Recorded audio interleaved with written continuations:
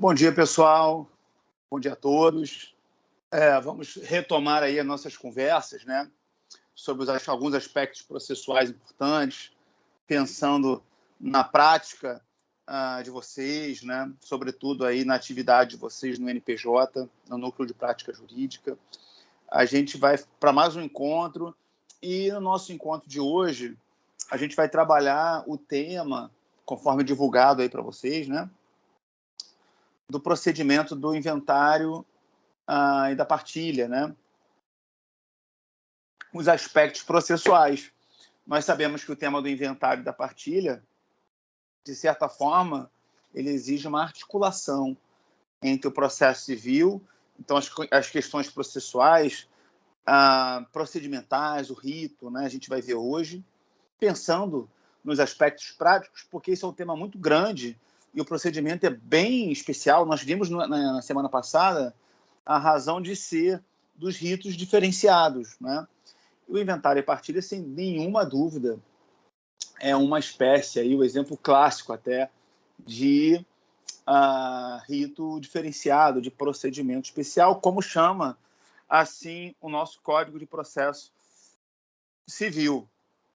Então, a gente vê que o inventário e a partilha, ele exige, portanto, uma articulação. Aliás, todos os procedimentos, né? Semana passada nós trabalhamos a ação monitória e conversamos muito sobre, além dos aspectos procedimentais, também sobre direito às obrigações.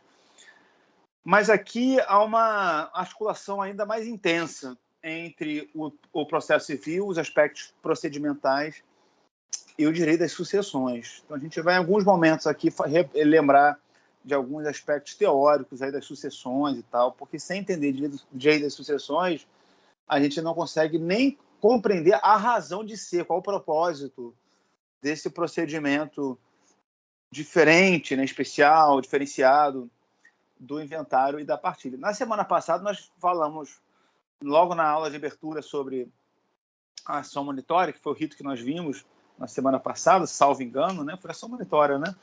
Falamos longamente sobre... foi monitória, no dia 6. Falamos longamente sobre a importância da criação pelo legislador desses procedimentos especiais, desses ritos diferentes. Tem a ver com uma adequação procedimental para melhor proteger os direitos. Então, o procedimento tem essa função, o caráter instrumental do processo, né? Essa é a visão, digamos assim, instrumentalista do procedimento. Ele serve para melhor proteger o direito. Então, o procedimento muda de acordo, pode mudar, né? De acordo com o direito que está sendo protegido. Isso pode ser feito pelas próprias partes. Vejam lá o que diz o artigo 190 do Código de Processo Civil, né? Os negócios jurídicos processuais, as partes podem criar o próprio rito, mas isso normalmente é feito pelo legislador, através dos procedimentos especiais. Já vimos vários aqui nos nossos encontros, né? Falamos de mandato de segurança, falamos sobre as ações de constitucionalidade, falamos sobre monitória semana passada e hoje mais um rito diferente, inventário e partilha. Como o tema é muito grande, eu vou pegar os aspectos aqui pensando, né, em vocês atuando lá no NPJ. O que vocês precisam saber na hora de fazer um atendimento, ali, de fazer enfim, de analisar um processo, analisar um caso, né, que envolva sucessão causa-morte, que é para isso que serve o inventário e partilha, né? Ele quer saber exatamente quais são os bens deixados pelo chamado autor da herança, o falecido. Alguém que deixou bens, né? Alguém que faleceu com bens. Como é que é feito isso pelo direito? Primeiro, a gente tem que entender, olha aí a articulação com direitos às sucessões, direito civil, né? Que entre nós vigora o chamado princípio de Sazini, né? Ou direito de Sazini, no direito das sucessões. Ou seja, por uma ficção jurídica, o ordenamento entende que determina, melhor dizendo, né, que a sucessão, que a transmissão dos bens... O que é sucessão, pessoal? É substituição, né? Então, a sucessão dos bens do falecido automaticamente vai transmitida aos seus herdeiros. Isso é uma ficção, porque as coisas não acontecem assim automaticamente. Para o direito, sim. Isso que se chama direito, ou princípio de Sazini, né? Essa ficção, essa transmissão automática. Faleceu agora o autor da herança, os seus bens foram automaticamente transmitidos aos seus herdeiros. A questão é, por que é uma ficção, né? Que essa transmissão não ocorre automaticamente. A gente nem sabe quais são todos os bens e a gente nem sabe quais são todos os herdeiros. Quem são os herdeiros e quais são os bens, né? Há uma situação de indeterminação. Há uma indeterminação. Não sei ainda exatamente quais são os bens exatamente, também não sei quais são os herdeiros. Nessa fase de indeterminação dos bens, né, a gente chama esse acervo, esse conjunto patrimonial de bens deixados pelo falecido de espólio. Será assim até o momento em que essa indivisão, que essa indeterminação, que esse conjunto de bens não sejam ainda partilhados. Depois, portanto, da partilha, que é o que acontece no final do procedimento, nós vamos ver hoje, né? Tanto que o nome é inventário e partilha, né? No momento da partilha, que é a parte final do procedimento, é uma segunda parte, né, do procedimento, com a partilha, esses bens deixados pelo falecido, eles deixam de estar nesse estado de indeterminação. Por quê? Porque com a partilha eu sei exatamente qual bem vai para qual herdeiro.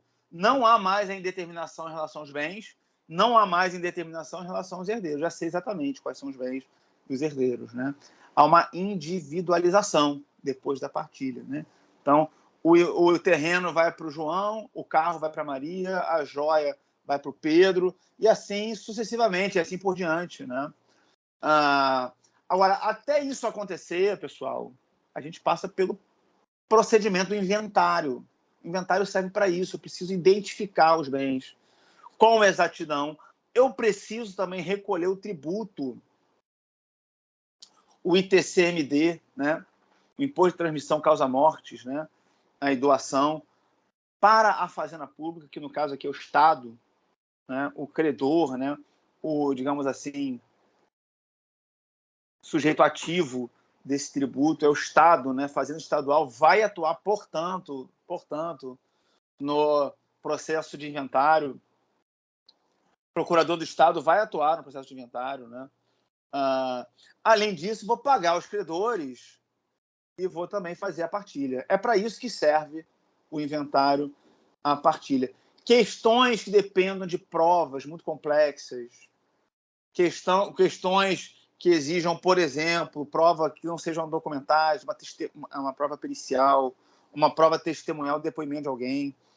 Isso não será feito no inventário. Não será feito no inventário. Isso vai para outras vias, né? As chamadas vias ordinárias, né? Em muitas aspas aí que o procedimento ordinário já não é chamado assim pelo novo CPC, né? A gente chama o antigo procedimento ordinário de procedimento comum. Mas vai para as vias ordinárias, vai ser resolvido em outro processo. As questões que podem ser resolvidas no inventário, elas são aquelas questões que podem ser resolvidas por prova meramente documental. E tudo que pode ser resolvido por via documental, facilmente, né? Há uma limitação, digamos assim, no procedimento do inventário. Portanto, só questões que podem ser resolvidas por documento, vai haver, digamos assim, um juízo universal. É ali que vai ser ali que vão ser resolvidas todas essas questões, né? De uns tempos para cá, pessoal, a gente tem vivenciado um movimento de desjudicialização de alguns procedimentos. Por exemplo, o divórcio, por exemplo, o usucapião, né? E, por exemplo, também inventário e partilha. Tudo isso pode ser resolvido hoje em cartório. Então, em cartório, eu consigo resolver algumas questões que antes, muitos anos atrás, só podiam ser solucionadas pela via judicial. Então, o inventário e partilha hoje se admite que possa ser realizado por escritura pública. as partes têm que ser capazes e têm que estar de acordo. Isso está lá no artigo 610, parágrafo 1º. Então, por escritura pública, eu posso resolver a sucessão causa-mortes, né?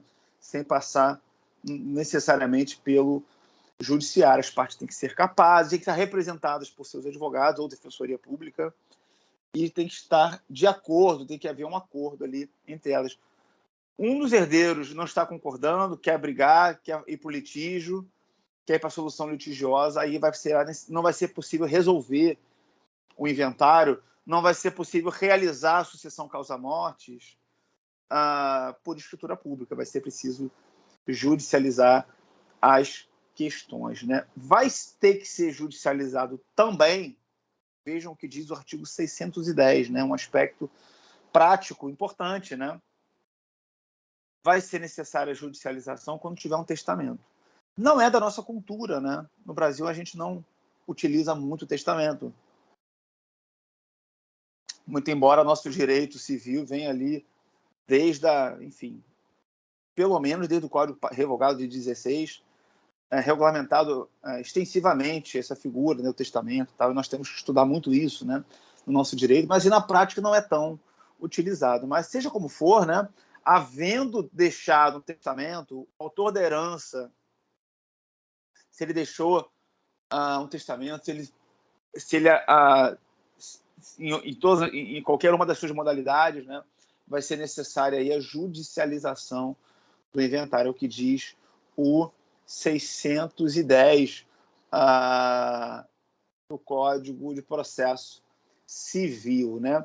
Claro que, aí pensando novamente num aspecto processual importante, claro que a petição inicial do inventário, então vou ter que judicializar, enfim, não preencheu todos os requisitos, né? Partes capazes, representado por advogados, acordo e não ter testamento. Não preencher esses requisitos, vou precisar judicializar. Seja porque tem um incapaz, seja porque não houve acordo, seja porque tem testamento, vou ter que judicializar. A petição inicial, pessoal, tem que ser acompanhada lógico, né, da certidão de óbito do autor da herança, né? Isso está no 615, parágrafo único do CPC. A petição inicial ela é mais simples. Reparem, o rito é diferente do procedimento comum.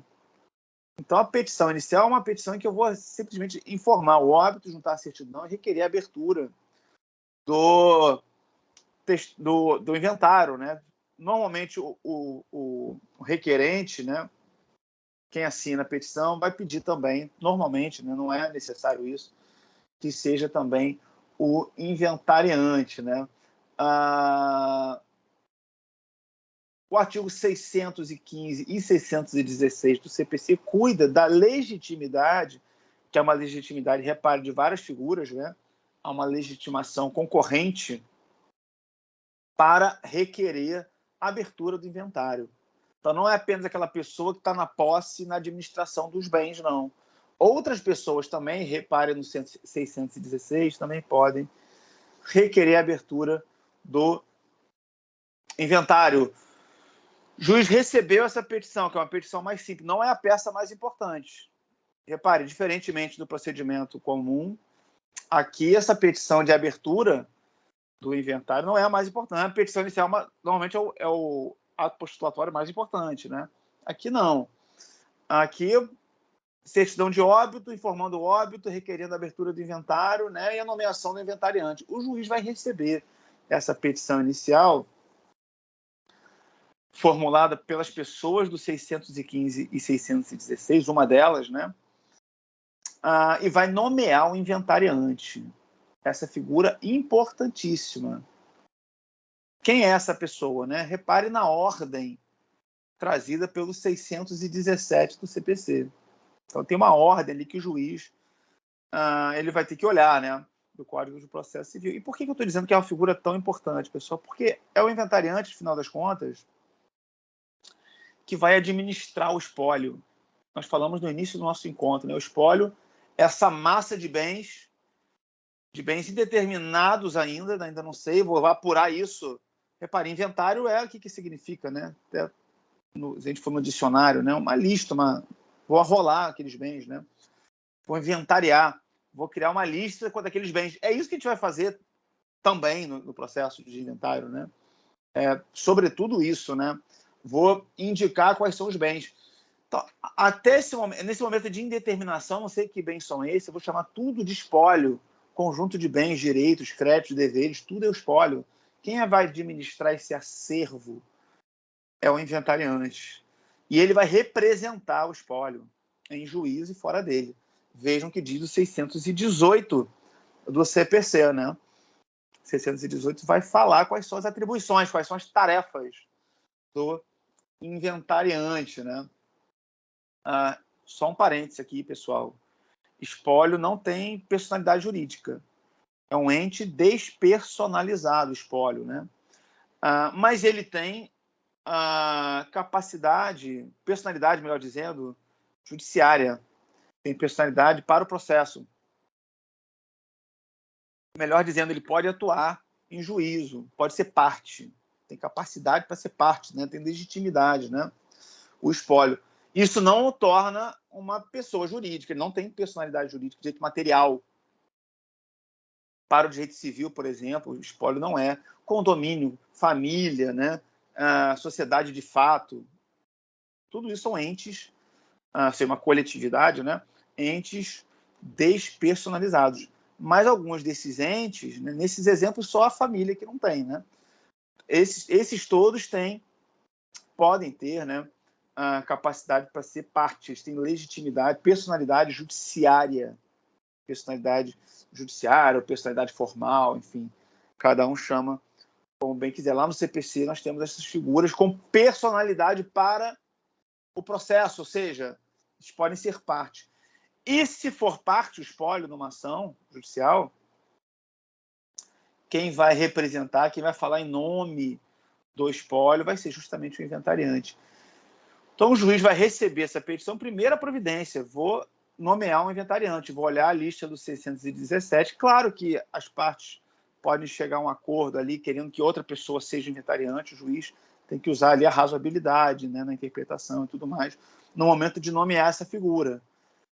E tendo nomeado o inventariante, ele vai ter que prestar compromisso em 5 dias, a contar da nomeação. Então, tiverem ali no NPJ assistindo alguém, né, que foi nomeado inventariante, olha, 5 dias para assinar o termo, né, o compromisso de inventariante. Depois que assinou o compromisso, é nomeado, tem 5 dias para assinar o compromisso. Assinado o compromisso, o inventariante terá 20 dias para apresentar, aí sim, a peça mais importante, talvez, né? Sem dúvida nenhuma, mais importante que a petição inicial, né? Que é a petição, veja a diferença para o procedimento comum. Por que é um procedimento especial? Porque tem especificidade, tem peculiaridade, tem fases e atos que não tem lá no procedimento comum. Então, aqui vai ter o momento das primeiras declarações. O inventariante terá 20 dias a contar da assinatura do compromisso para apresentar em juízo, apresentar no processo, que agora já existe, já tem número, né? Afinal de contas, já teve uma petição inicial, já foi nomeado inventariante. Neste processo, o inventariante vai apresentar as primeiras declarações. Aí, todas as informações relevantes para a realização da sucessão causa-morte vai ter que constar desse documento, né? Os bens deixados, os herdeiros, os direitos, as dívidas. Enfim, no momento de confeccionar, pessoal, se estiverem auxiliando ali o advogado, né? Lá no NPJ, na confecção, na elaboração das primeiras declarações, vejam que diz o 620, né? 620 do CPC. Então, é um momento importante do inventário. Eu vou descrever os bens, vou apontar para os herdeiros, para as dívidas também, né? Tudo que for relevante para a realização concreta da sucessão causa-morte, isso tem que vir lá nas primeiras declarações, né? Esse é tão importante, né? Tão importante que o 622 diz que se o inventariante não prestar as informações, as primeiras declarações, as últimas também, né? A gente vai ver mais para frente o que são as últimas declarações, né? Como o nome já diz, no final do processo. Isso é tão importante que, se não prestar, ou prestar de maneira incorreta, tal, o inventariante pode ser removido do cargo, né? Da função de inventariante. Veja o que diz o 622 do CPC.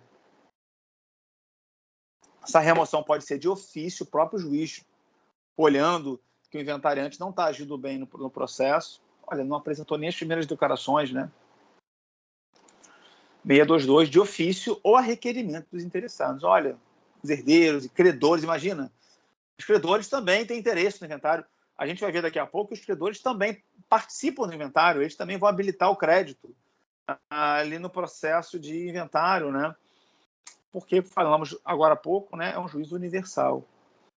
Tudo tem que ser resolvido ali, fora as questões de alta indagação, as questões que demandam uma instrução probatória que vão além da produção de prova meramente documental. Vou precisar de uma perícia, de uma testemunha, de uma inspeção, etc. Aí já sai fora do inventário, se o inventário não acaba nunca, né? Mas, em tese, a princípio, tudo se resolve no processo de inventário, né? Essa remoção do inventariante pelas causas do 622, ela vai acontecer através de um incidente, né? Claro, ampla defesa, contraditório. Vivemos no Estado democrático de direito, né? E o CPC enfatiza muito essa ideia de vedação às decisões surpresa. Então, o inventariante, de repente, foi removido. As coisas não se passam assim numa democracia, né? Basta lembrar do artigo 10 do CPC, logo no início, né? Tem que intimar sempre a outra parte para que ela possa se defender, para evitar decisões surpresa. As partes não podem ser surpreendidas pelo Estado, né? Pelo Estado juiz, pelo judiciário, né? Sempre tem que ser, sempre que possível, né? Essa é a regra geral, com algumas exceções, por exemplo, tutela de urgência, etc., né? Elas têm que ser intimadas previamente, né? E vai haver um incidente de remoção, onde o inventariante vai poder se defender, tudo mais, dizer, olha, eu não pude prestar essas declarações, justamente porque esse herdeiro que está pedindo a minha remoção, ele não me deu um documento importante, tudo mais, a junta prova. Vejam o que diz o 623 do CPC, que vai cuidar desse incidente, né? Se houver a remoção, o juiz vai voltar para a lista do 617 para nomear um outro inventariante. O antigo e removido inventariante vai ter que, claro, né, entregar aos seus substitutos bens e tudo mais, senão o juiz vai determinar, inclusive, busca, apreensão, emissão na posse, né, se for um bem imóvel. É o que diz o 625, pessoal, do nosso CPC, né? Lembrando, pessoal, uma notinha aqui de rodapé, né? Lembrando que, se o inventariante não concordar com a decisão, essa decisão terá sido uma decisão interlocutória, né? Concorda comigo? Uma decisão interlocutória, não vai botar um ponto final no processo, não é uma sentença, né? Decisão que remove o inventariante do seu cargo de inventariante é uma decisão interlocutória. O processo vai continuar. Lembre da definição de decisão interlocutória, lá nos parágrafos 203 do CPC, 203 do CPC, né? Se é uma decisão interlocutória, eu tenho que olhar para o 1015 do CPC para saber se cabe ou não agravo de instrumento, que nós sabemos que hoje vigora o princípio da taxatividade, né? O STJ vai chamar de taxatividade mitigada do agravo de instrumento. O agravo de instrumento não vai caber contra qualquer situação, em qualquer situação, né? No processo de conhecimento, eu tenho que olhar para o 1015.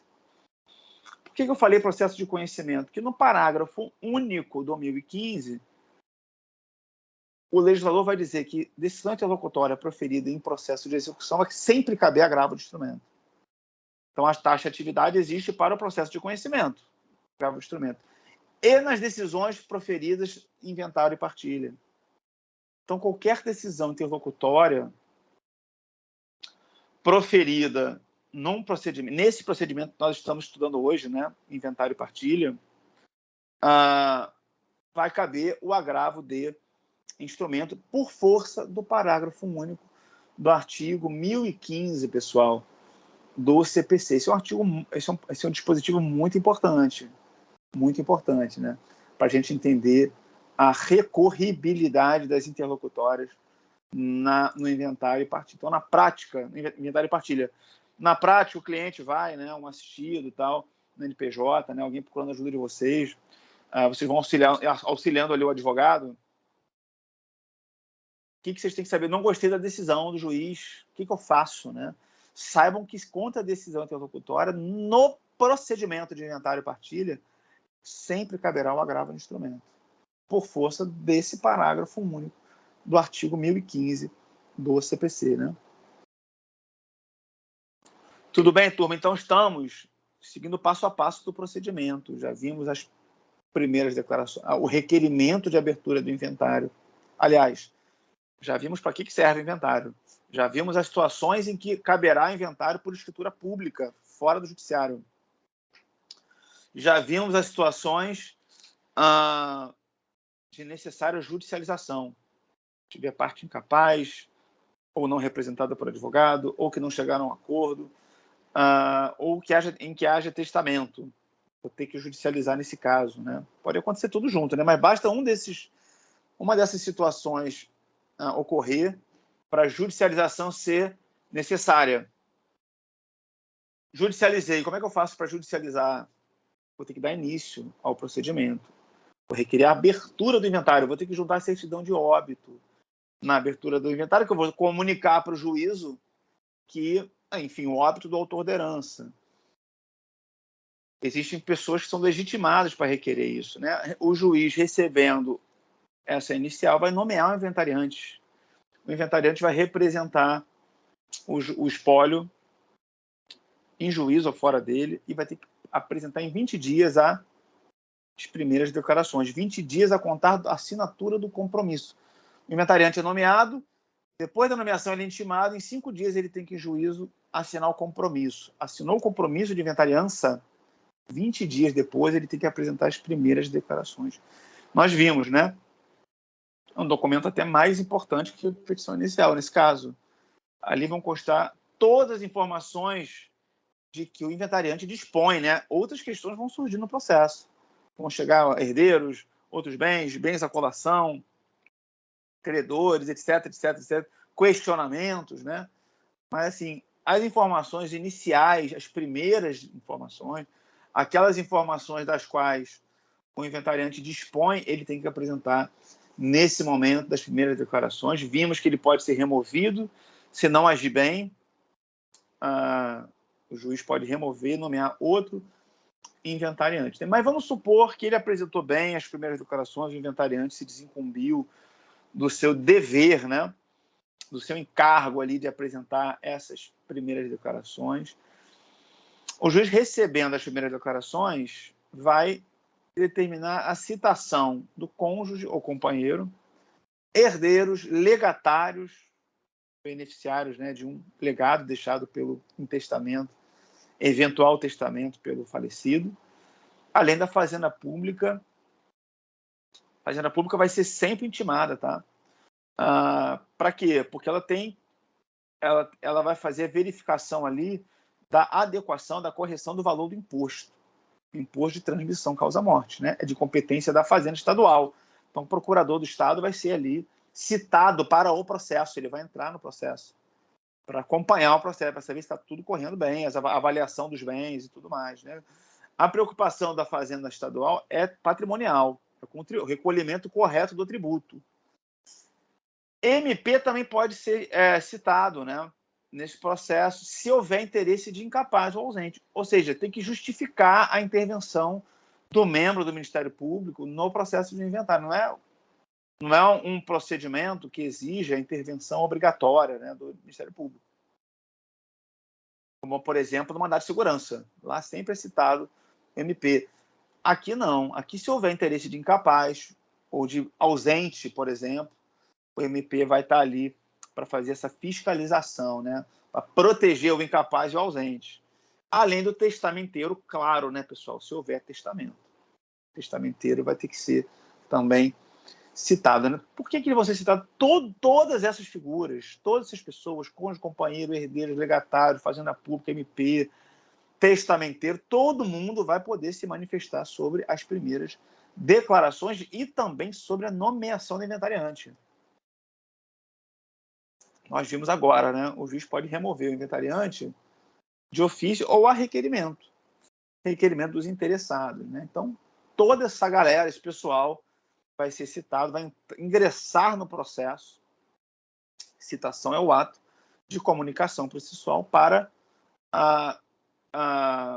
integrar algumas pessoas, né, ao processo. Elas não estavam fazendo parte da relação processual. Com a citação, elas são chamadas, né, a integrar o processo, né?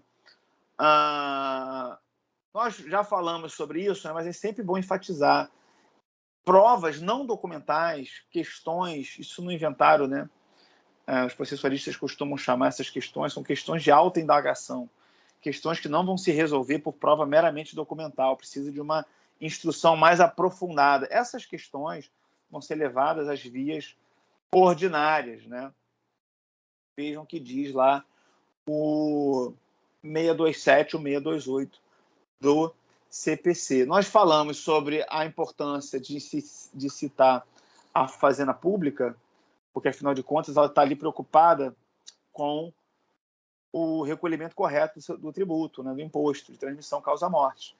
E ela deve informar ali quais são os valores, né, dos bens imóveis, né, conforme o seu cadastro. Está no 629 do CPC. Então, ela tem que prestar essas informações também. Olha, esse bem está avaliado em tanto, tal.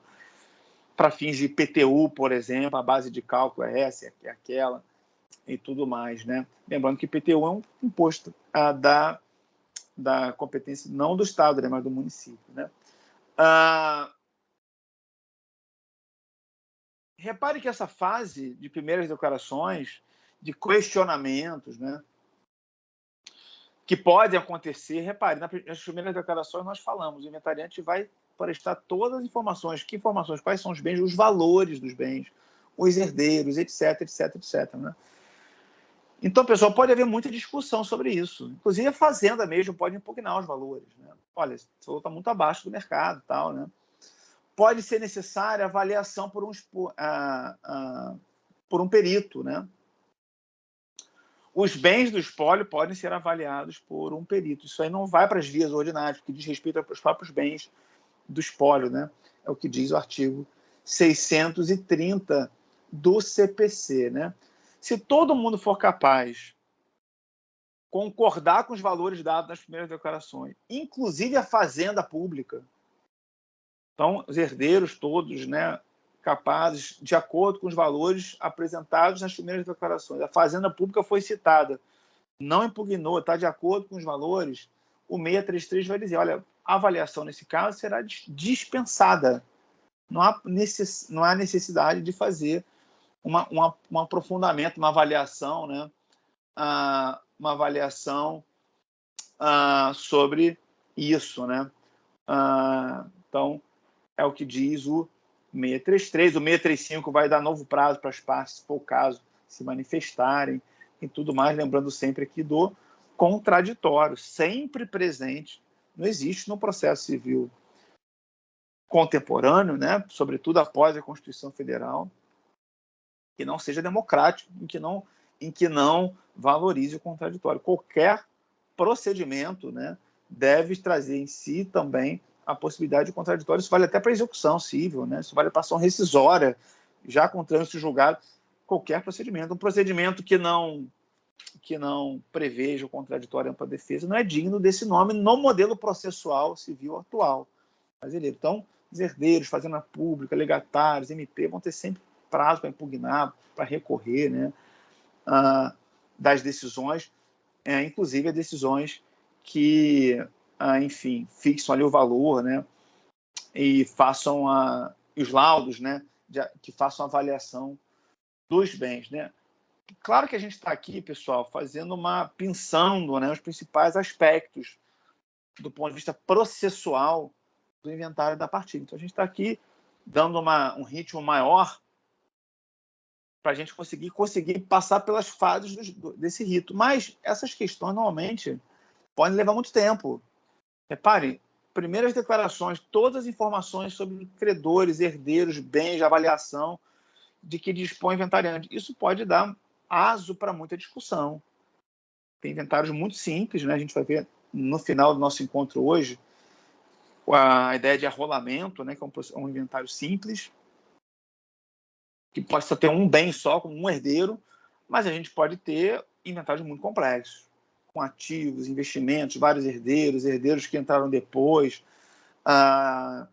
credores, etc. Né? Então, assim, tentando dar um ritmo, né? Vamos imaginar a situação em que esses questionamentos foram todos resolvidos, superados pelo magistrado. Ele vai ter que proferir várias decisões nesse processo, resolvendo eventuais incidentes e tudo mais.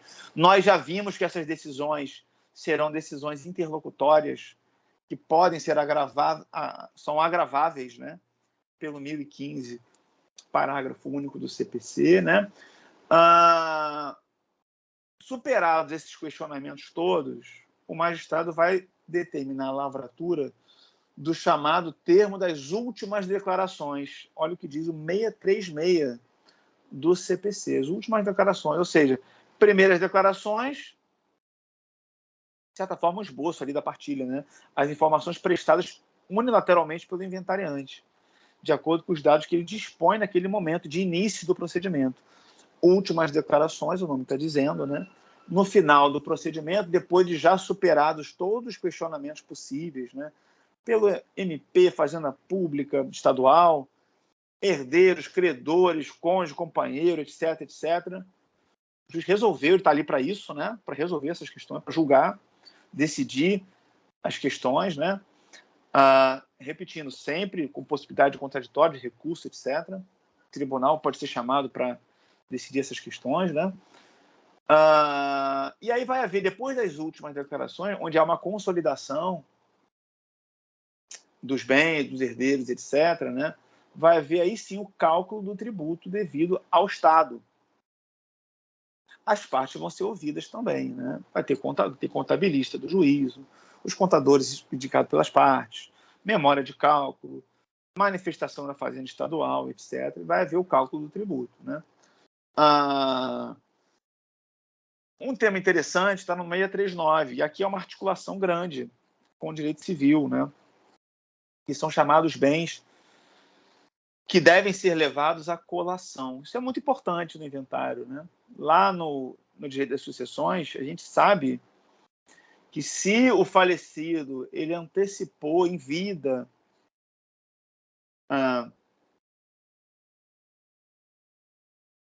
alguns bens para um de seus herdeiros, esse herdeiro que recebeu, pode nem ser herdeiro, né? Que recebeu um bem durante a vida do falecido, ele tem que levar à colação, ele tem que informar no inventário. Isso que é levar um bem à colação. Ele tem que informar o juízo do inventário, né? Um herdeiro que recebeu um bem em vida do autor da herança, do falecido, ele tem dever de informar no inventário qual foi o bem e o seu valor. Artigo 639 do CPC. Por que eu falei que tem uma articulação grande com o direito das sucessões? Porque nós estudamos, lá vocês viram, né, o verão, lá no direito das sucessões, que há a ideia da legítima, né? Então, assim, para igualar as legítimas dos herdeiros, para que não haja injustiça, esses bens têm que ser informados no inventário. Artigo 2002 a 2012 do Código Civil. Artigo fácil de lembrar, porque o Código Civil é de 2002, né? Então, artigo 2002 e seguinte cuida dessa figura, lá no finalzinho do Código, né? Na parte final das sucessões, que já são, né, a última parte do Código, né? Então, assim, os bens trazidos à colação são aqueles bens recebidos em vida. Olha, vamos supor, um filho, né? Olha, meu pai me deu um apartamento, botou em meu nome e tal. Eu recebi esse bem. Não deixou testamento e tudo mais, ou seja, tem que seguir a legítima, a ordem legal, né, da sucessão. Para que meu outro irmão, num exemplo, né, não seja prejudicado, porque ele não recebeu nada, nenhum imóvel, né? Tem que indicar no inventário que eu recebi um imóvel. Eu recebi um imóvel de R$500 mil, né, em vida, né? Então, isso já entra na parte daquele herdeiro. Isso está no 639 do Código de Processo Civil, que a finalidade dos bens levados à colação é justamente igualar as legítimas de cada herdeiro. Lembrem-se do que diz o 2002 e seguinte do Código Civil, né? O que mais, pessoal? Aspectos importantes aqui, né? Nós já falamos, né, que antes da partilha, os credores também podem entrar no inventário pleiteando a cobrar. Aliás, podem, nós devem fazer isso, né? Então, tinha um contrato com o falecido. Como é que eu vou fazer a cobrança do que ele me deve? Entreguei a coisa, não me pagou o preço, por exemplo. Ou prestei o serviço e o falecido não me pagou pelo serviço, né? Sou um artista, realizei o show na casa do falecido, ele faleceu, não me pagou. Como é que eu faço, né? Vou habilitar meu crédito no inventário. Se não houve a partilha ainda, eu vou ter que cobrar isso do espólio, né? Vai sair do acervo patrimonial deixado pelo falecido, a minha parte, o que me compete, né? O meu crédito, né? Claro que suas petições vão ser instruídas com contrato, com a prestação do serviço, tudo mais, né? Isso está no 642 do CPC, pessoal.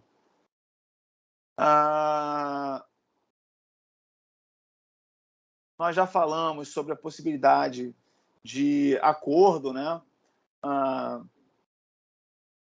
Então, no 659, diz que se as partes forem capazes, podem celebrar por acordo a partilha, né? E também pode haver anulação da partilha. Isso está lá, turma, no 2027 do Código Civil. A partilha amigável, aquela partilha feita por acordo, o que é isso? Isso é um negócio jurídico. Houve ali como que um contrato, né, feito pelas partes, uma transação feita pelas partes, né? O Código Civil, inclusive, trata a transação como um negócio jurídico. Explicitamente, ela vai fazer essa referência, né? O Código Civil de 2002, né? E a partilha amigável, como é um negócio jurídico, ela pode ser anulada também pelas mesmas formas, pela mesma maneira, e seguindo ali aquela disciplina dos vícios, dos defeitos dos negócios jurídicos em geral, né? Então, todos os defeitos que podem invalidar um negócio jurídico também invalidarão a partilha amigável. Vejam o que diz o 2027 do Código Civil, né? Como todo procedimento, vai ser resolvido ao final por sentença, né? Ainda mais um processo de conhecimento, né? Como é o caso do inventário, né? E a sentença de partilha, ela fica também sujeita à ação rescisória. Então, na prática, lá no NPJ, algum herdeiro ali descontente com uma sentença que julgou ali, resolveu um inventário e partilha, né? Qual é o remédio jurídico, qual é o instrumento processual para atacar essa sentença? Pessoal, 658 do CPC expressamente vai franquear, possibilitar às partes a utilização da ação rescisória. 658 do Código de Processo Civil. Claro que a gente tem que olhar lá para o 966, né, ver quais são as situações que vão ensejar a rescindibilidade da sentença. Não é? A rescisória é excepcional, não vai caber em qualquer caso, né? Mas, em tese, é um remédio cabível contra uma sentença de partilha, né? O 669 do CPC vai cuidar de um tema também muito importante na prática, que é a sobrepartilha. Sobre a partilha, o nome está dizendo, né? Quando já houve a partilha, é possível depois fazer uma nova partilha ou uma complementação da partilha. Quando isso vai ser necessário? Veja o que diz o 669. Quando alguns bens tiverem sido sonegados, quando alguns bens tiverem sido descobertos depois da partilha. Imagina, ele tinha um imóvel também, estava em nome dele. Imóvel é difícil, né? Porque, enfim, deve estar registrado, né? Mas um bem que se descobriu que era do finado, né? Depois da partilha, não é o caso de não pode mais, porque já houve a partilha. Não, é possível pelo 669 haver uma sobrepartilha, né? Bens que estavam sendo discutidos, estavam sub júdice, né? Ou situados em lugar distante do juízo, situações de descoberta de bens, né? Ou de resolução de questões atinentes à propriedade do bem. No 669 vai também vai seguir ali, digamos assim, o mesmo procedimento, vai seguir os mesmos autos do próprio inventário, né? Do primeiro inventário. Vai ser uma partilha que vai contemplar agora os bens que não entraram naquela primeira partilha. É o que diz o 669. Então, às vezes pode ser o caso, não é necessário, né? Pode ser o caso, aí tem que analisar o caso concreto, de acordo com os problemas que são levantados para vocês lá no NPJ, de haver a necessidade de uma sobrepartilha, bens que basicamente surgiram depois de já realizada a partilha. Se a partilha não acontecer, é claro que essas discussões vão acontecer antes da partilha, resolvidas pelo juízo antes da partilha. Mas se surgirem esses bens depois de já realizada a partilha dos bens, aí vai ser necessário a gente olhar para o 669 e realizar aqui a chamada sobrepartilha. Para a gente fechar, pessoal, só duas palavrinhas aqui rápidas sobre o chamado procedimento do arrolamento. Arrolamento, turma, é uma alternativa ao inventário. É um procedimento mais simples, né? Está lá no 660 do CPC, né? Quando os herdeiros já se manifestam favoravelmente, né, há um acordo sobre a nomeação do inventariante, sobre a condição de herdeiros, sobre os bens, sobre o valor. Então, há um acordo sobre um consenso sobre esses tópicos, né? O 660 admite essa forma mais simplificada de fazer a sucessão causa-morte. Arrolamento, então, é uma alternativa, é um procedimento mais simples, né? Os questionamentos feitos pela Fazenda, que reparem, os herdeiros podem estar de acordo, mas tem que chamar a Fazenda Estadual, né? Então, esses questionamentos feitos pela Fazenda Estadual serão apurados administrativamente. A Fazenda Pública, então, não vai, digamos assim, atrapalhar esse procedimento mais simplificado, mais rápido, né, de realizar a sucessão causa-mortes, né? Então, administrativamente, a Fazenda Estadual pode impugnar esse valor, né? O procedimento do arrolamento é um procedimento mais concentrado. Vocês reparem lá no 660 seguinte, que é uma concentração de fase e tudo mais, né? E o 664 vai dizer que, olha, se os bens deixados pelo falecido for igual ou inferior a 1.000 salários mínimos, o inventário vai ser processado necessariamente como arrolamento, ou seja, um procedimento mais concentrado, né? Vai ser possível, né? Vai ser possível a resolução de todos os questionamentos de uma única audiência que vai ser designada para isso. O juiz de uma audiência vai resolver todas essas questões, né? E aqui não é o caso de saber se tem incapaz ou não. Mesmo havendo incapaz, né? E se as partes estiverem de acordo, ou for inferior ou igual a 1.000 salários mínimos, ainda assim, ainda com a presença de incapaz, o arrolamento, nessas situações, vai ser o procedimento adequado, né? As partes não vão ter opção, né, de sacarem ou não o arrolamento, né? Lembrando, né, os procedimentos especiais, eles podem ser facultativos ou necessários, obrigatórios. Mandado de segurança, que nós estudamos aqui, em uma das nossas conversas, né, pensando nesses aspectos práticos para o NPJ, é um procedimento especial, um rito especial facultativo. A parte não é obrigada a entrar com mandado de segurança. Quero impugnar um ato ilegal ou abusivo do poder público. Eu posso utilizar a via mais concentrada, mais rápida, mais célere, a garantia constitucional do bom e velho mandado de segurança. Não é necessário, eu posso fazer isso pelo procedimento comum. Peço uma liminar lá, muito parecido até, mais extenso, né, mais demorado, né, do que o mandado de segurança, mas não é obrigatório. Aqui, inventário, turma, é a maneira obrigatória da gente realizar a sucessão causa-morte. Pode ser feito judicialmente, pode ser feito fora do juízo, nós já vimos as situações, né, em cartório, mas se as partes estiverem de acordo, elas podem utilizar o arrolamento, ainda que tiver parte capaz, né? Se for igual ou inferior a 1.000 salários mínimos, o conjunto de bens deixados pelo falecido, aí sim o procedimento do arrolamento, repetindo, o arrolamento é uma alternativa ao inventário, é um procedimento mais concentrado, é um inventário mais simples. Aí, nesse caso de até 1.000 salários mínimos, o arrolamento vai ser o procedimento necessário para a realização da sucessão causa-morte. Pessoal, chegamos ao nosso horário aqui. O que nós fizemos no encontro de hoje foi um esforço de trazer para vocês os aspectos processuais, os aspectos práticos, pensando aí no dia a dia do laboratório de vocês, que é o NPJ, né? Vocês estão aprendendo o direito concreto, né? Colocando a mão na massa ali, fazendo os atendimentos e tudo mais, as partes.